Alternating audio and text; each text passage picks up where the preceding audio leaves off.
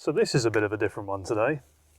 We're looking at the Jaguar F-Pace reliability. I've done a few videos on the F-Type, reliability, common issues 1 and 2, but let's have a look at the reliability of the Jaguar F-Pace. And if you're not already, guys, do sub by hitting that button down below and stay tuned.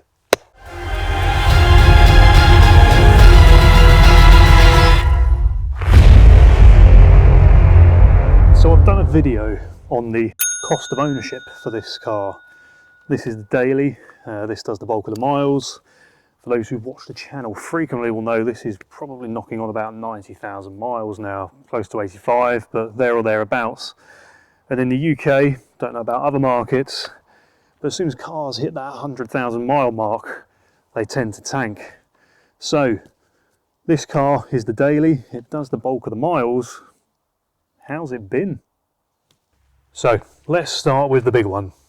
Has this car ever broken down and left me stranded anywhere? No, simply it hasn't.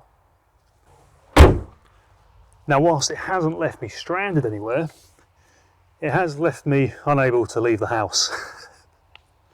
I've come out to a flat battery, and that was directly after a service. An old software version on this car wasn't shutting down the OBD port, and when a device is plugged into the OBD port, if the battery wasn't disconnected, the battery would go flat because everything was left powered on. So that happened here. Car went in for a service, battery wasn't disconnected, came out in the morning to a flat battery. Now, Muggins here didn't have jump leads, so I had to call the RAC out to start my car on my driveway because I didn't have jump leads. Not my finest moment. I've got some now and a boost box, but yeah, something about bolting doors once horses stable, something, I don't know. But that is it. That is the only sort of mechanical breakdown, if you like, this car's experienced in the 85,000 miles that it's covered. It has had a couple of issues along the way, some of which you could argue are environmental. It's had a new panoramic roof. Now, luckily, my insurance company covered that under windscreen insurance. A lot of companies don't, so definitely check for that. Had I not been covered, I would have probably been buckled in for the best part of £2,500 to replace the glass roof on this car. It's also had a new key. These are known for delaminating, the soft rubber comes off. I've actually done a video on changing the key for this reason on the F-Type. Check that out if you haven't already. But yeah, it's had a new key case. That was a tenner, 15 quid. Nothing to write home about, but still, it's something that's happened. It's also had a new door handle mechanism. It stopped opening from the inside or the outside. Apparently a common problem on these. Either way, it's had that gubbins inside replaced at the cost of about £600. Luckily, under warranty, that one.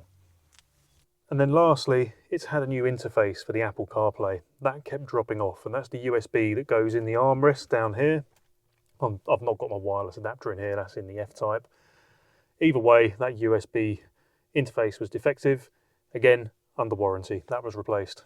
And that is it. Outside of servicing, consumables, tyres, brakes, that kind of stuff, AdBlue, and then obviously fuel and insurances and running costs.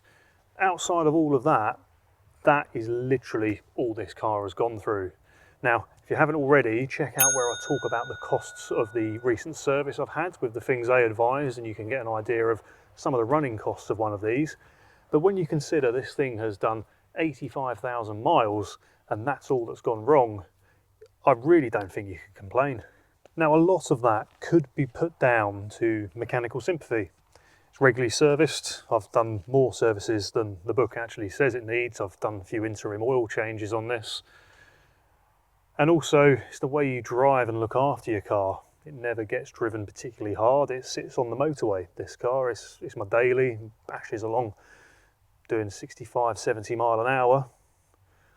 And it just sits there. So for that reason, the DPF isn't under a lot of strain. It's constantly getting regenerated. If you're mechanically sympathetic to your car and you look after it, I think it goes a long way. I was having a good look underneath this car at the last MOT. Very fortunate that they made the environment safe and let me underneath to have a look. And there's really no rust, there's no oil leaks. It's an aluminium bodied car, it's been well maintained, there's no leaks, all the under trays are intact. You can't really ask for more than that from a daily. It really has aged very well. And I've got a bit of a decision to make with this car, and I touched on it in my last video. I really don't know what the future holds for this car. It's at the point where I really ought to either get rid of it or keep it forever, and I've got a decision to make there.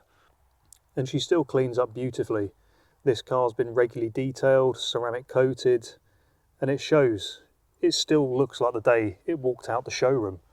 And yes, you hear all kinds of horror stories online of the reliability of these things, but I really can't lay my hand to many tangible examples where it's not people being a bit silly, not looking after the car properly, skipping service intervals, going 3 or 4 years without an oil change, and then wondering why their crankshaft has snapped. And don't get me wrong, I'm not saying it doesn't happen. Nothing is immune to mechanical failure, but looking after things goes a long way. I mean, just look at that. That's beautiful. But anyway, that's enough of that. Enough of me poring over this. When you think of the mileage it's done, I've had it for 5 years and it's been that good to me. I've been good to it. I think that's a fair trade. But anyway, guys, as always, if you're not already, please drop a sub to the channel by hitting that button down below, and I'll see you in the next video. Peace. If you're not already, guys, think about dropping by hitting... Dropping? Think about dropping. Telling my audience to drop. That's good, isn't it? Let's try that again. But anyway, that's enough of that.